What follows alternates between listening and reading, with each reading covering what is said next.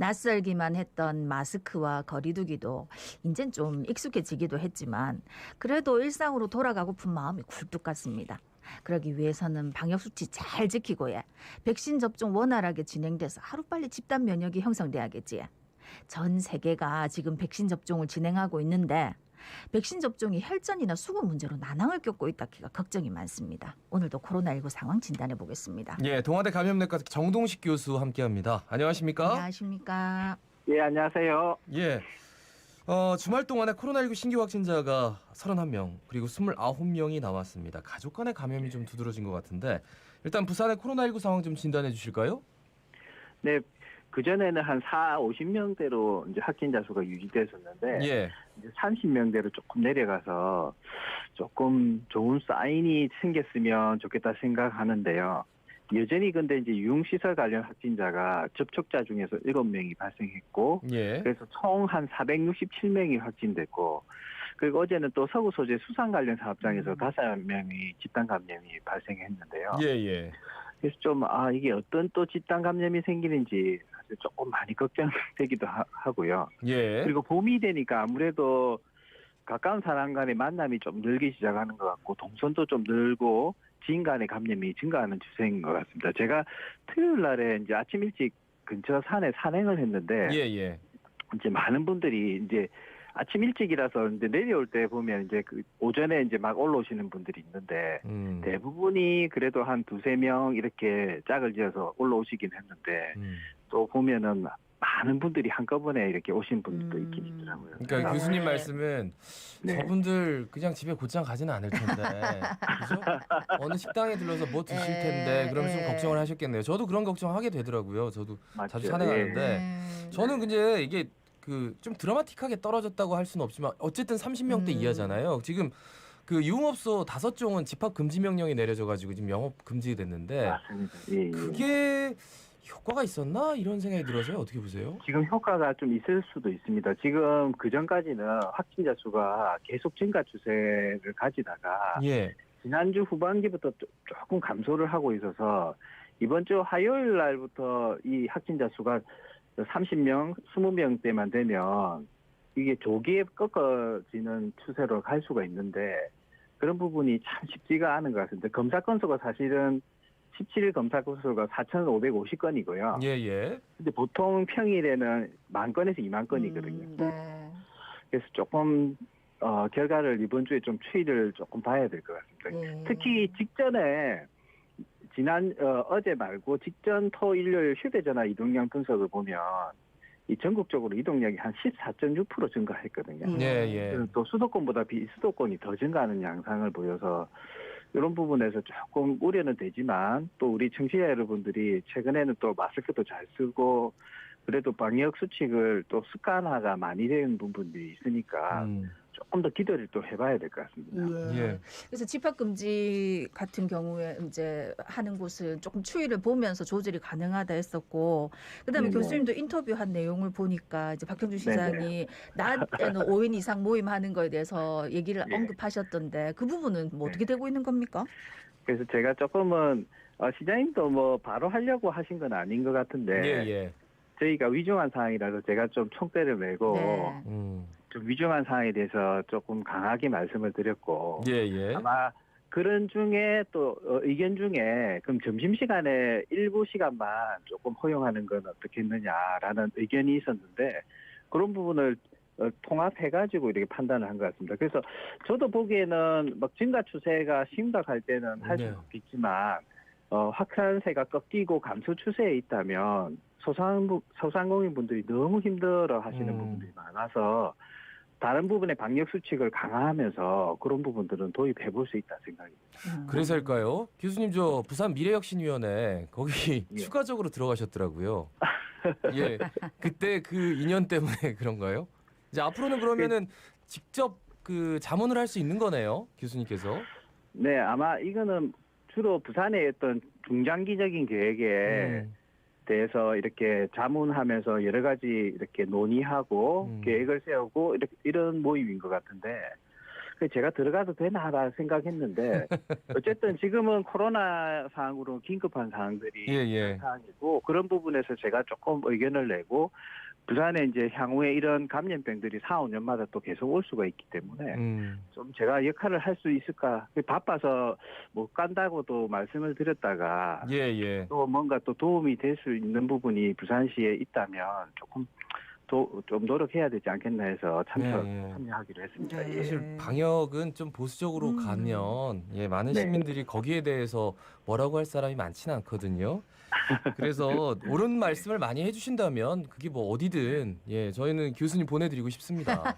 네. 예, 그 균형을 대신에 잡고 자갈치 아줌마 꼭 노력하겠습니다. 나오세요. 네. 부탁드리겠습니다. 예. 네. 그 확산 속도가 네네. 현재 검사 양성률이 3차 유행 이후로 처음으로 3%대다. 네. 이 정도면 뭐 어떻게 봐야 될까요? 이게 상당히 우려되는 상황이죠. 이게 전국적 추세로 보면은 3%를 이제 넘겼는데 사실 부산은 이것보다 더 높습니다. 최근에 검사 양성률 수치가 4.5%를 넘었거든요. 그래서 조금 벌써 부산은 4차 대유행에 접어들었다고 해야 될 것 같고요. 예. 전국도 이제는 4차 대유행 문턱을 넘어갔다라는 표현이 딱 적당할 것 같은데 이런 부분은 이 의미는 뭐냐면 결국 조용한 감염이 확산이 되어 있다는 의미이기 때문에 좀 현재는 많은 코로나 검사가 좀 이루어져서 숨어 있는 감염을 빨리 발견해서 격리가 필요한 상황이라고 할 수 있습니다. 네. 예. 이제 백신 이야기 좀 해보겠습니다. 오늘부터 돌봄 종사자하고 항공승무원이 아스트라제네카 백신 접종 시작한다고요? 네네, 맞습니다. 지금 접종 스케줄이 위험군 순서대로 접종이 진행되고 있는데요. 예. 아무래도 돌봄 종사자분들은 또 사람을 접촉해서 도와주고 이렇게 하는 일을 하셔야 되고 그리고 항공승무원 같은 경우는 조금 예외적인 부분은 해외에 노출될 기회가 많으니까 해외는 여러 변이 바이러스도 많고 하기 때문에 이런 부분 때문에 아마 조기에 이제 접종 대상군에 들어간 것 같거든요. 그래서 현재는 또 기존 75세 이상 어르신들 대상으로 화이자 백신 접종이 이제 예방접종센터에서 진행되고 있고 요양 관련 시설에도 65세 이상에서도 백신이 다시 재개가 됐습니다. 예.